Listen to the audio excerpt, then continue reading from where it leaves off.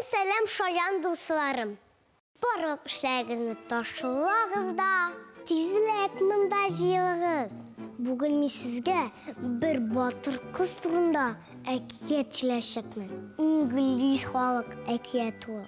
Әкиятне башлыйбыз.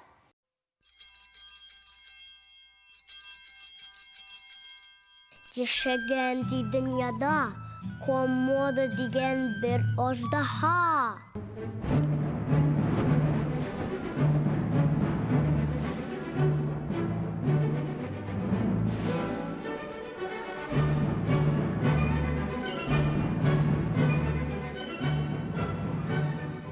Авызыннан ут бөркегән чакта бөтен халык тир калтырап тора икән.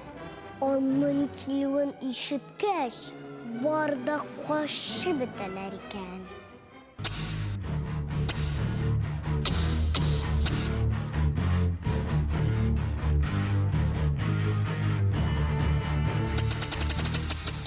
Шулай көннәрдән бер көнне аждаһа Сьюзи исемле кызны очраткан. Аждаһаны күргәч, бу кызның исе дә китмәгән ди. Эй, сәлам! Нигә авызыңнан ут бөркисең син? Бөтен кешене куркытасың бит дигән кыз. Дип уйга калган аждаһа. Мин белмим. Бу турыда уйлаганым да юк. Нигә әллә куркытырга ярамыймы?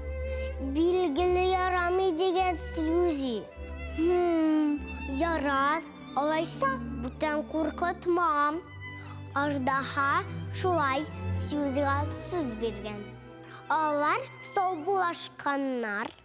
Сьюзи шулай өенә кайтып киткән. Бу вакытта урамда бик караңгы булган икән.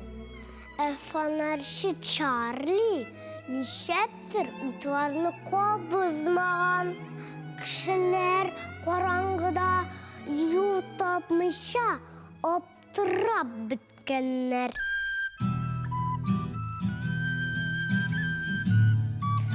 Чарли бу вакытта рәхәтләнеп йоклап ята икән.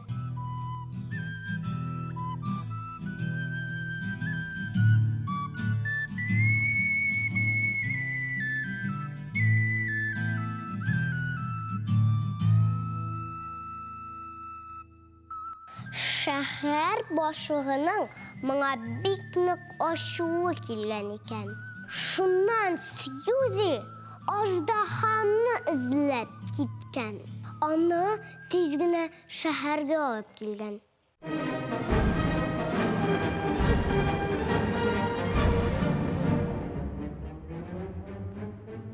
Алар икәүләшеп бөтен урамларны йөреп чыкканнар.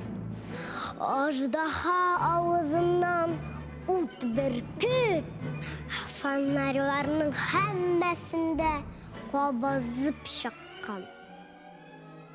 Шәһәр кешеләре бик сөенгәннәр. Шуннан бирле алар аждаһадан куркмый башлаганнар. Һәр елны Чарли ялга киткәч, аждаһаны фонарьларны кабызу өчен шәһәргә чакыра башлаганнар ди.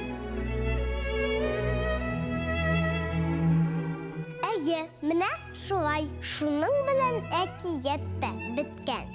Беләсезме, дусларым, бик борынгы заманнарда электр лампалар булмаган.